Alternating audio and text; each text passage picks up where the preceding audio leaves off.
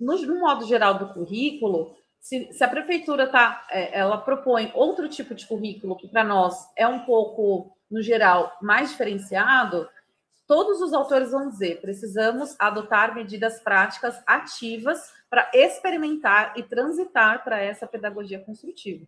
Né? Então, é importante entender esses conceitos de sociedade, como que isso nos afeta individualmente, ideologia, para entender qual é a ação que a prefeitura está propondo dos autores.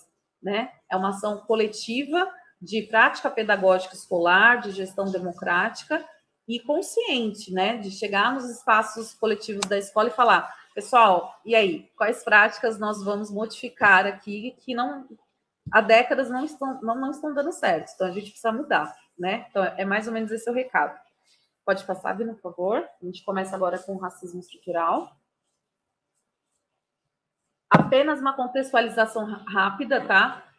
Que raça, para que ninguém dê um deslize, por exemplo, numa prova, né, discursiva, caso haja esse termo, esse conceito. É um conceito político-ideológico, né? Um conceito que foi construído ao longo dos séculos, no período do colonialismo europeu, né, em que os europeus, as grandes potências, iam nos territórios, como vieram no nosso, no continente africano em especial, para colonizar, para dominar o território, corpos, natureza, riquezas, né?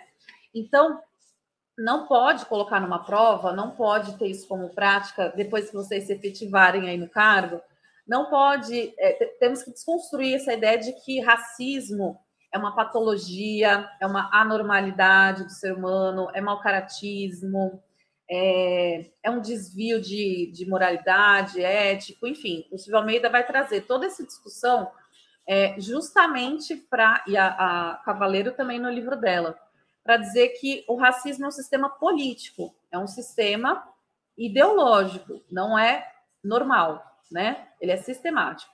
Então, a gente vai chegar lá na definição do que é o conceito, o racismo estrutural, institucional, individualista, mas para vocês entenderem, né?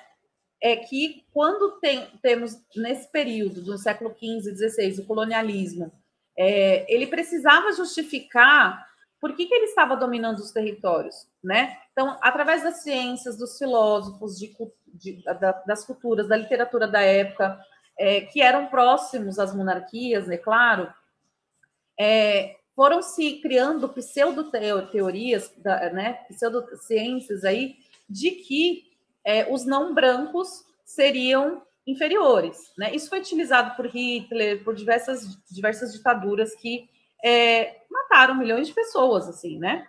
Aqueles grandes absurdos da história que a gente ainda vê. Então, o que ele está colocando aqui? Que depois do dia 15, depois das provas, vocês vão no Google e vocês procurem documentos históricos, ou no livro do Silvio Almeida, ele traz esses filósofos, esses cientistas, descrevendo os corpos africanos e falando que o tamanho do corpo, da cabeça, do lábio é inferior por isso, por aquilo. Então, eles vão tentando justificar o injustificável para criar a teoria de que tudo que fosse diferente do homem padrão europeu seria inferior, portanto, poderiam ser invadidos esses territórios, né? Então, os brancos europeus sempre são colocados como padrão, a gente ainda vê um pouco hoje, né? A gente acha o belo, o branco do olho azul, a gente quer ir para a Europa, e não há nada de errado nisso, mas a gente tem uma construção até da estética do que é o belo, do que é o bonito, né? É o que vem do branco. Então, ele coloca que foram utilizadas, inclusive, diferenças geográficas, né? Então, há documentos que descrevem que quem mora na faixa equatorial, próxima à faixa equatorial, nas terras mais quentes, são mais preguiçosos porque precisam ter menos esforços para conseguir sobreviver, né? A gente tem mais abundância de frutos, de águas, e quem mora nas faixas mais frias do globo terrestre precisa se esforçar mais para conseguir comida, né? Então, esse tipo de ideia, por exemplo, afetou aqui no Brasil, né? Quando a gente vê a xenofobia, o preconceito aí contra os nordestinos, por exemplo, né? De que são preguiçosos, ou contra os indígenas, de que não trabalham, de que são preguiçosos. Aquelas frases, isso é um programa de índio, Então, esse tipo de preconceito é daquilo que é diferente de um padrão, né? Aquele padrão de sociedade, de comportamento que a gente tenta atingir, né? Então, é isso que ele vem trazer com esse conceito, que é um conceito político, ele é embutido de ideologia racista, então não há nada de científico nisso, né? É apenas para justificar todos os genocídios causados aí pelas invasões europeias em vários territórios. Tudo bem? Então, no próximo slide, por gentileza. Aqui é só uma sistematização para vocês, né, de que o termo raça é embasado no racismo científico, que utilizou as diferenças. Então, não há problema em ser diferente. A questão é que as diferenças biológicas e físicas foram transformadas em desigualdades, em hierarquia, né? Então, quem é branco europeu, ele está acima, e quem não é, está abaixo na sociedade ao longo desses séculos e que permeia até hoje, né? Continua até hoje. Racismo geográfico tem a ver com isso que eu falei, né? As faixas equatoriais do globo, onde você mora. E o racismo cultural também, como você se comporta, né? Então, a diferença de comportamento da civilização europeia da época colocava como o diferente, o exótico, o inferior, o primitivo, outros tipos de comportamento, como a gente observa na época de diversas etnias e tribos africanas, por exemplo, e aqui no Brasil. Próximo slide. Quando eu tossir, eu vou silenciar, tá, gente? Minha sinusite está forte. Vamos lá. Então, preconceito, racismo e discriminação, para a gente entrar aí nas conceituações mais específicas, né? Então, o que ele coloca? O racismo é uma forma sistemática. Isso quer dizer sistemática de discriminação. Isso quer dizer que é parte do sistema. Isso já vai nos dando a definição de que o racismo ele é estrutural, ele é parte da estrutura da sociedade. Ele não é regra, ele não é uma patologia, ele não é normal. Ele, pelo contrário, o sistema que nós vivemos precisa do racismo para existir. Ele coloca que é uma forma sistemática de discriminação, que tem o termo raça como fundamento, né? E que se manifesta de práticas conscientes ou inconscientes que resultam em desvantagens ou privilégios para indivíduos, a depender do grupo social a qual pertencem. Então, eu, Bruna, com todo o conhecimento que fui acumulando sobre isso, eu quero ser uma pessoa antirracista. Então, eu preciso adotar práticas conscientes para isso, né? Para ser uma pessoa antirracista. Quer dizer que em nenhum momento eu vou ser racista? Não. Eu vou cometer racismo, eu vou ter pensamentos racistas. E aí a gente vai entender o porquê mais para frente. Pode passar, por gentileza. A Ana coloca, eu sinto que muitas vezes tentam tratar o racismo como algo do passado e que ocorre atualmente são exceções. Ana, perfeito, perfeito, já ganhou a estrelinha da aula e a gente vai chegar lá. O racismo, ele foi modificando ao longo dos séculos. Então, antes, no colonialismo, a Europa invadindo os territórios era de uma forma, o racismo, né? E hoje é de outra, e a gente vai chegar lá. Então, o preconceito racial, o que é? É um juízo feito a indivíduos baseado em estereótipos. Por exemplo, o negro é violento. Então, mas a gente não fala isso. Ok. Mas se a gente está na calçada à noite, sozinha, ou de dia, inclusive, e a gente tem aquele estereótipo, vocês sabem do que eu estou falando, de um homem negro, jovem, vestido de uma determinada forma, a pessoa vai ficar com medo. Ela pode atravessar a rua, ela fica preocupada. Tem um estereótipo do que de quem é que vai assaltar quem, né? Então, há uma manchete de uns anos atrás da Polícia Militar do Rio de Janeiro, que foi atrás de alguns meninos que estavam chegando, né, que desceram da favela e foram para a praia. E colocaram eles no camburão de volta para a comunidade. Vou falar mais devagar, Tatiane. Levaram de volta para a comunidade. A justificativa, eles iriam cometer arrastões na praia. Então, isso é um preconceito racial. Aqueles meninos não praticaram, mas são parecidos com outros que praticaram, então, portanto, logo eles são violentos, praticarão o arrastão na praia, né? Então, isso é um preconceito racial. A discriminação racial. Tatiane, se eu continuar falando rápido, pode falar aí para eu falar devagar, viu? Todas vocês, todos e todas. A discriminação racial, ela pode ser direta, então, proibir entrada em países, em lojas. Então, a gente sabe de exemplos desse tipo. ou indireta, que é quando essas situações acontecem, mas são invisibilizadas, são ignoradas, quando a sociedade se cala. Então, a gente faz parte de quem cometeu a discriminação. A gente está ao lado, quando a gente fica neutro, já diz Paulo Freire, nós estamos do lado de quem oprimiu, de quem cometeu um crime, de quem cometeu uma infração, de quem cometeu um abuso, enfim. E todos os autores que a gente vai ver, a Cavaleiro, a Louro, Michelet, elas vão falar que a escola sempre se exime, né? A escola sempre diz: esse tema não é meu, não, para discutir, é da família, é da religião. Política não se discute na escola. E aí, a escola da pedagogia tradicional, ela é criticada por nunca tocar nesses temas sociais, né? E o que a prefeitura está gritando, convocando todos nós, é que a gente precisa falar. Por isso que esses autores estão aqui. Nós precisamos falar de todos esses temas como parte do nosso currículo, né? Então, vamos seguir. Segregação racial. O que é segregação racial? Separação dos espaços a depender dos grupos ao qual você pertence, sendo branco, sendo negro. Então, se vocês puderem coloquem exemplos aí, o que vem à mente de vocês com segregação racial, né? Com discriminação racial, com preconceito racial. Podem ir colocando exemplos aqui também para a gente conversar. Então, ele traz que quais são as consequências de todas essas práticas de racismo, é que as gerações desses grupos são afetadas ao longo dos séculos, né? Então, a gente vê desvantagens no Brasil, estamos falando de Brasil, tá? Desvantagem desses grupos até hoje, né? Desvantagens socioeconômicas. Próximo, Vini, por favor. Vino. Então, até aí tudo bem, gente? Se vocês puderem colocar um ok, se tá ficando tranquilo, compreender.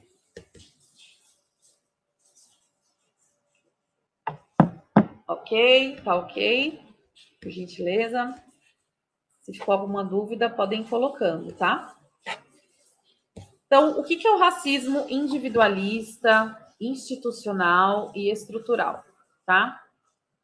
Eu acredito que se cair uma pergunta do Silvio Almeida, né, na prova, e claro que essa é a tendência, eu chutaria que seria para essas conceituações, esses conceitos que ele traz, tá? Então, tá tudo tranquilo, ok, então a gente segue. Então, o que é o individualista? É a ponta do iceberg, é aquela concepção que não vê o racismo como parte da estrutura da sociedade, como tudo isso que ele acabou de colocar, como parte do sistema. Então, ele não. É isso que a Ana colocou agora há pouco, né? Pela abordagem individualista, a gente acha que é um erro de um indivíduo, é pontual, não é bem assim, a sociedade mudou, a gente não é mais racista. Então, logo, a educação, de forma geral, a conscientização resolveria, né? É isso que traz o Silvio Almeida. O Silvio Almeida ele vai dizer que a educação, a conscientização de modo geral, não resolve o racismo, tá?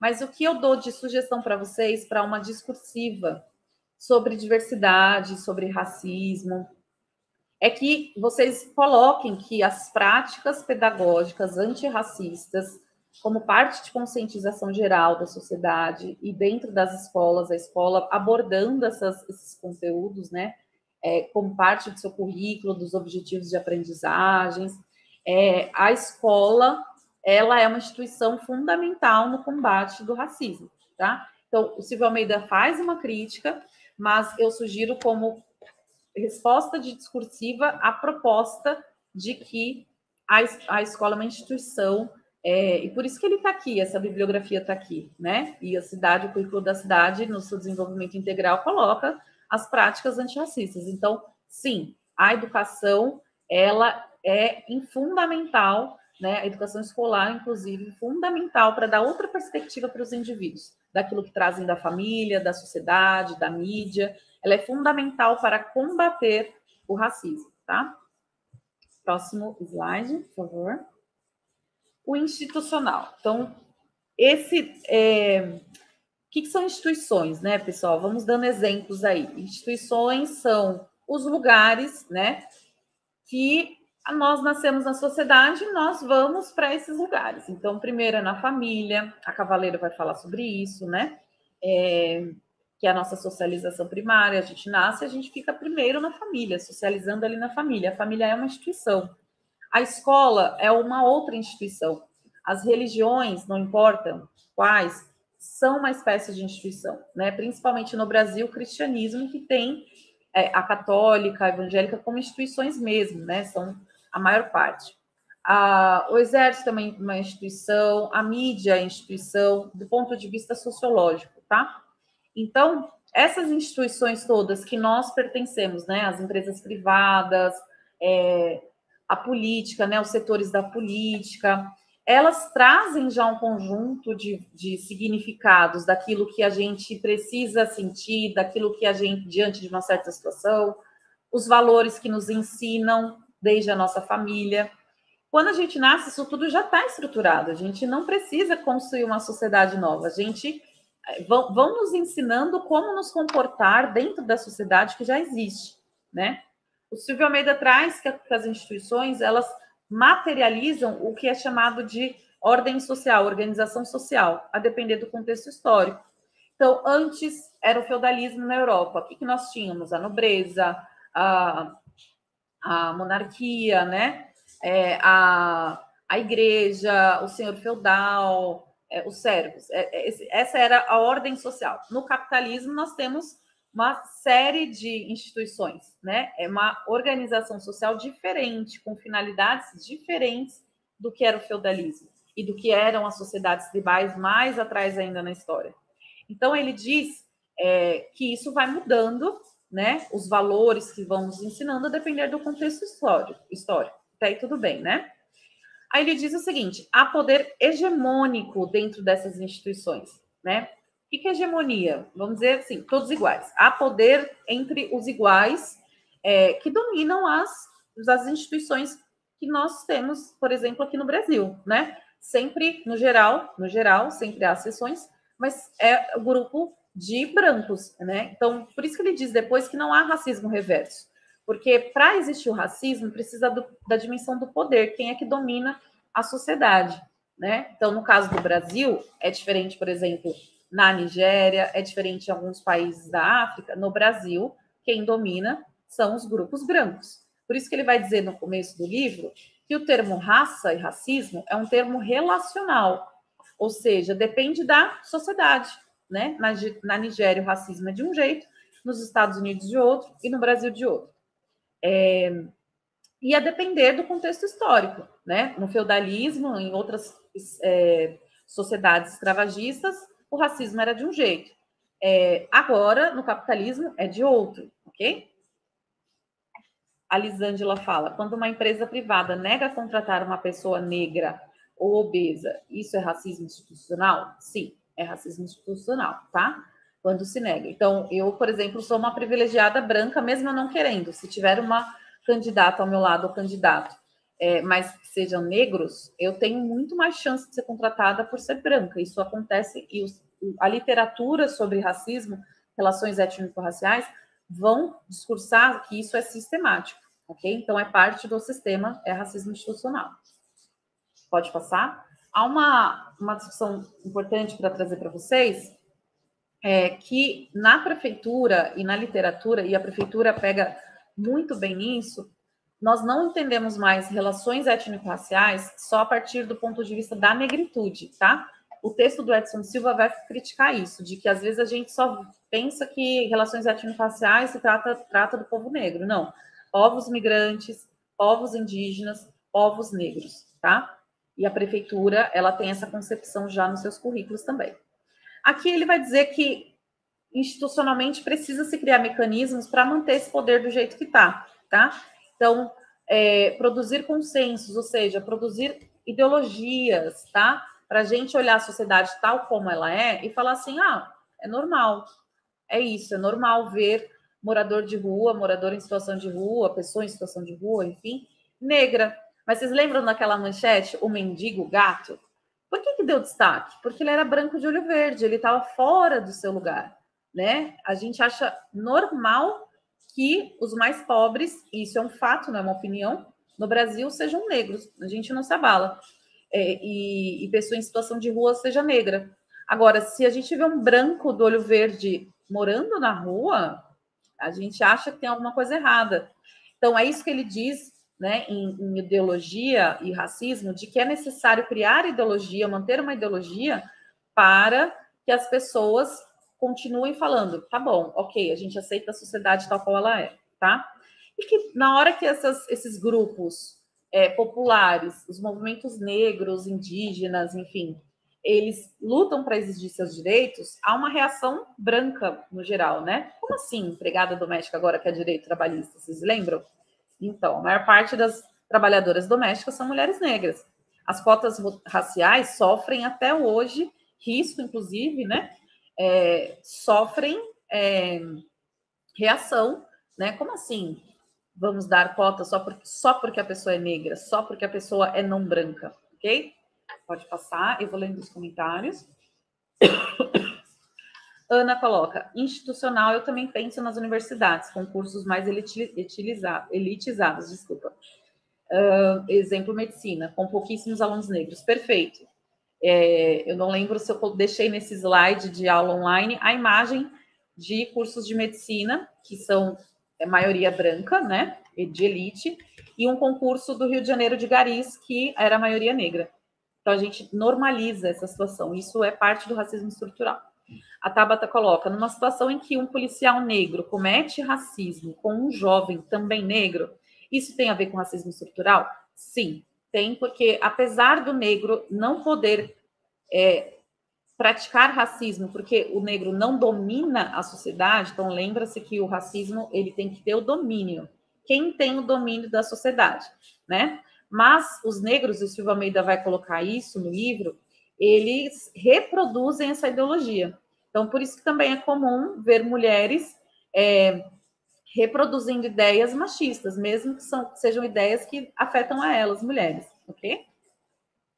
Racismo estrutural. Portanto, se ele não é normal, um ato individual, né, anormal, se ele não é patológico, não é uma doença do ser humano, não é um desvio de caráter, se a gente já viu que as instituições elas reproduzem o racismo, né, para manter a ordem tal qual ela é, e eu já falei qual é essa ordem, qual que é essa ordem? A sociedade capitalista. Então, o racismo, como diria o Mano Brown, se tirar o racismo, a sociedade cai. Então, é como se fosse um prédio, uma casa, ela é a estrutura, ela é a coluna das colunas, né? Tudo que sustenta aquela casa, aquele imóvel.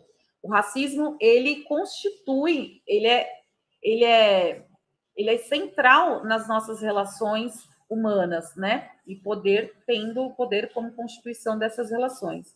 Então, se a sociedade, se as instituições são racistas, como a gente vê, porque a sociedade é racista, a ordem social precisa que os negros, os não brancos, continuem ganhando menos, né? Porque quem vai ganhar mais é quem está no poder da sociedade. Então, é estrutural porque ele é regra, ele não é exceção, ele é parte da sociedade. Edilza, a cota de negro entraria no racismo estrutural ou não? Eu pergunto para você, a cota no sentido de ação afirmativa, de política pública, você acha que ela é um ato de racismo? É isso que você está me perguntando? Ou ela foi aplicada isso, a Lisângela coloca, ela é uma forma de reparo para a literatura, para a prefeitura, para a bibliografia e concurso, a cota racial é uma forma de reparo histórico por tudo que o povo africano e afrodescendente sofreram em mais de 400 anos de Brasil escravagistas, tá? Pode passar, por gentileza. E aí fica para o debate, né? Mas vamos tentar focar aqui no que a gente pode utilizar para o concurso, tá? Foi o que eu falei no começo. Algumas coisas a gente guarda para depois da prova se encontrar, conversar sobre esses temas, tá? Mas para a prefeitura, sim, é parte de políticas de ações afirmativas. Esse é o termo, tá? Cotas raciais, legislações que coloquem, busquem a equidade dos povos não brancos, tá? Pode passar, por gentileza. Eu acho que os estudantes depois, né, vão ter os slides. Aquele lá é só uma sistematização de tudo aquilo que eu falei, tá? Então, ele vai perguntar como é que a gente naturaliza o racismo, né? Por que a gente olha todos os dias essas situações e a gente não se abala? Então, ele diz que tem a ver com a ideologia, que pode passar, por gentileza. A ideologia, ela é, aí tá a imagem que eu falei agora há pouco, né? Dialogando com a Ana, dessa naturalização. A gente acha que é algo natural, a desigualdade racial é do ser humano, é falta de meritocracia, falta de esforço. A gente não enxerga, no geral, como parte da estrutura da sociedade. Pode passar, por favor. Então, aqui ele coloca, né? Coloca uma citação que ele, por ser um processo político, racismo e histórico, ele constrói, ele afeta os indivíduos, porque a gente nasce numa sociedade e a gente não vive numa bolha, né? A gente nasce e cresce com a pluralidade, a gente nasce, cresce e socializa nos mais diferentes grupos e instituições. Então, a Cavaleiro, no próximo texto, vai dizer que essa socialização ela sempre está embutida de diversos valores racistas, né? Então, isso vai constituindo quem nós somos, né? E como isso acontece? Através da ideologia, que é um conjunto de ideias, eu vou sistematizar, assim, nessa frase, mas é muito mais complexo que isso, não é algo fundamental para o concurso, entender o que é ideologia, mas para vocês entenderem que a prefeitura e a bibliografia estão colocando, complexificando essa discussão sobre as diversidades, tá? Então, o racismo ele só consegue continuar se ele constrói um sistema de ideias que explique a desigualdade racial, escondendo a sua verdadeira razão, ao não dizer que é estrutural, né? Ao colocar foco apenas em atos individuais e construir sujeitos que não se abalem tanto diante do racismo, né? Então, ele continuou porque a gente, como disse Silvio Almeida, não mudou a sociedade, tá? Pode passar, por gentileza. Então, como que é reproduzida essa lógica? Através das instituições que eu coloquei no começo, tá? Os meios de comunicação, o sistema educacional, que é o que nos interessa aqui. No Brasil, a hegemonia religiosa cristã, pagamento histórico, as teorias pseudocientíficas, tudo isso. E o que nos cabe é pensar como que nós, primeiro pensar, conseguir ter essa formação que a bibliografia traz. Como que nós, o sistema educacional, reproduzimos o racismo?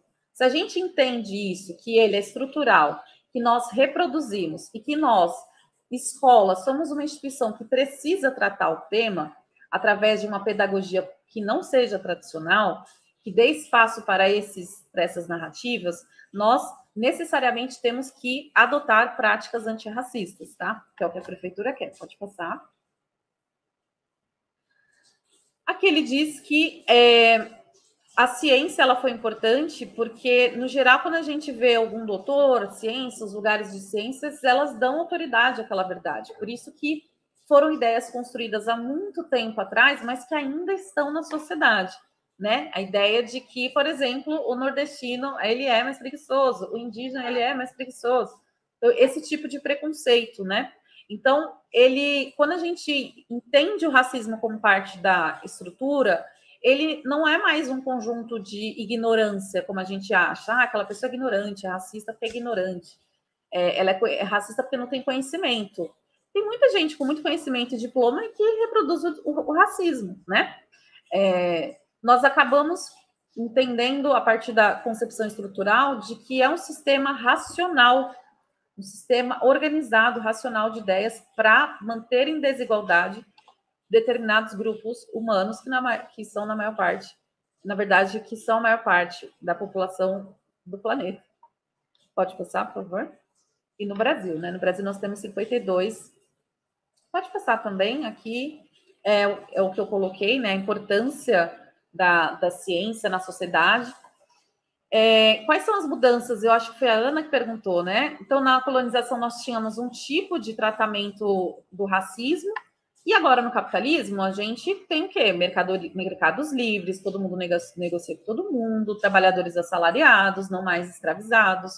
Há no século XX, houve um discurso que havia democracia racial no Brasil muito forte, né? Aqui não há desigualdades sociais, então a literatura, jornalistas, filósofos, sociólogos, dizendo que vivíamos em plenitude aqui no Brasil ao longo do século XX.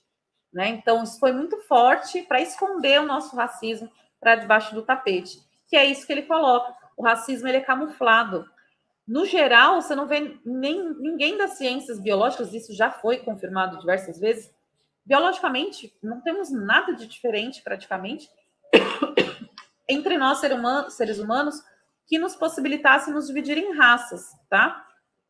Mas, ainda assim, a ideologia se mantém, né? Pode passar? O slide. Então, como que ela ainda se mantém? Então, não mais fazendo como os europeus fizeram séculos atrás, invadindo territórios e colonizando, escravizando corpos, né? Mas domesticando as culturas, transformando até a problematização do racismo em mercadorias, né? Peças publicitárias, artes. Então, a gente vê esse tema mais do que nunca, né? Em voga, vamos dizer assim, porque é através das lutas dos movimentos negros e sociais contra o racismo, e também uma forma do capitalismo absorver para si as contradições dele, os conflitos. É como se eu dissesse assim, o capitalismo dissesse, vou perder os anéis, vou dar uma cota, vou fazer uma política assim, né? Vou dar essa concessão aqui para esses movimentos, para não perder os dedos, para não desmontarem a minha sociedade do jeito que ela é, tá? Aqui eu queria destacar palavras-chave para vocês, para discursivas, tá? Para qualquer tipo de tema que tem a ver com diversidade.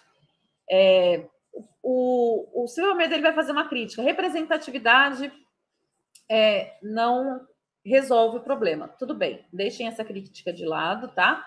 Mas nós vamos para a prova utilizar o termo representatividade nas narrativas dos currículos, né? Então, nós temos a representatividade dos povos indígenas, migrantes, negros, dentro do nosso currículo, dentro da diretriz da prefeitura. Então, precisa colocar que representatividade importa sim, e que nossas práticas pedagógicas antirracistas precisam promover a representatividade para elevar a autoestima das crianças, bebês negras, e jovens e adultos, né?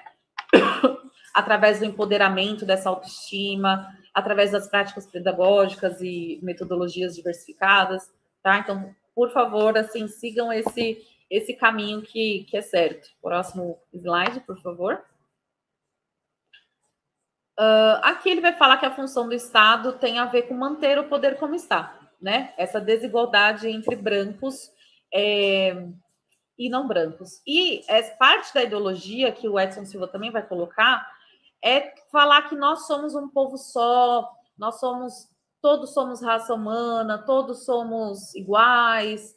É um discurso de dominação, porque na verdade nós não somos todos iguais, nós somos diferentes. E o que a prefeitura está falando é: somos diferentes, vamos conhecer as diferenças, vamos valorizar as diferenças, vamos promover as diferenças. Esses verbos vocês precisam utilizar, tá?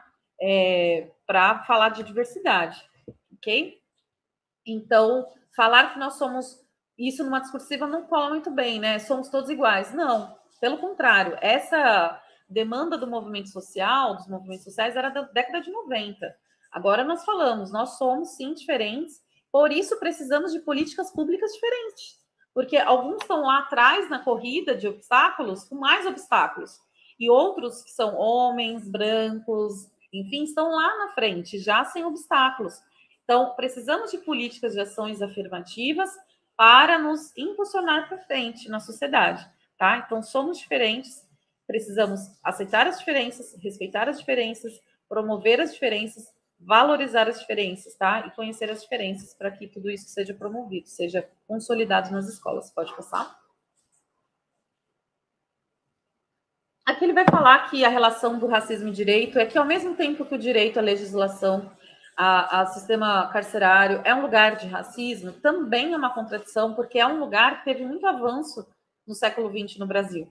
Então, isso é importante para uma dissertativa, se houver, tá? Então, o século XX e XXI no Brasil foi um avanço na produção de elaborações, junto aos diversos movimentos sociais, intelectuais, que contestaram os fundamentos do racismo. Exemplo, legislação, né, a Constituição de 88, a Lei 10.639, que obriga, né, o ensino de cultura e história afro-brasileiras, as cotas raciais, o Estatuto da Igualdade Racial, e colocar como exemplo os currículos da prefeitura. Né? Então, isso é uma resposta de racismo estrutural do Silvio Almeida que é também propositiva. Tá? Então, dou a dica aí de vocês seguirem, caso haja uma discursiva sobre isso, seguirem assumir esses avanços. Tá? Então, não partam da crítica, assumam, peguem mais o lado, assim, temos uma situação de desigualdade no Brasil, de racismo, mas tivemos muitos avanços, por isso que a educação é muito importante para continuar a combater o racismo. A prefeitura tem feito isso nessa legislação, nessas práticas,